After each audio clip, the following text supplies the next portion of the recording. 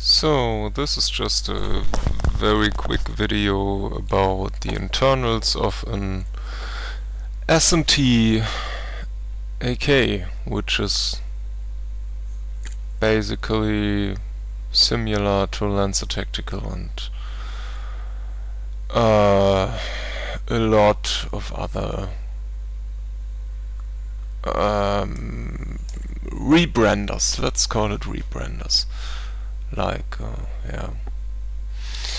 Spectre arms and stuff.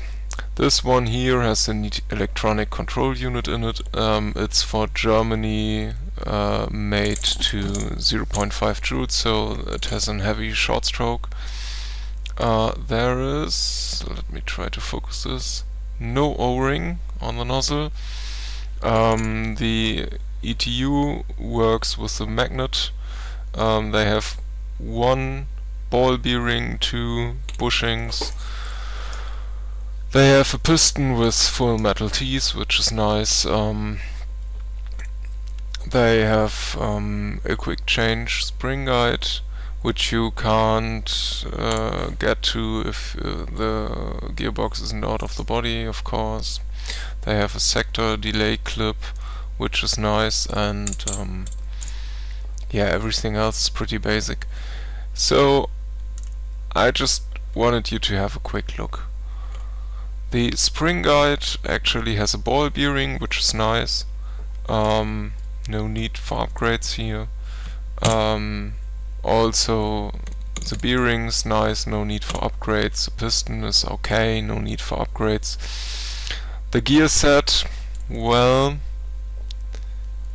I would like to have a better one, but you need to change this this magnet if you want to change the gear set. This is yeah, tricky, so I would recommend you to just use this out of the box as long as possible, and if you want to change stuff, you need to change the electronics and the gears.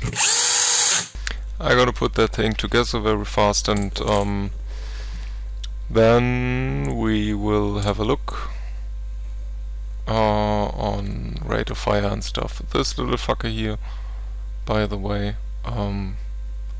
is recommended, cause the gearbox will bend if you don't have it in there. What I'm gonna do next is not recommended. I will just put an 11.1 LiPo on it to check how fast it will shoot. If you have a full-scale model,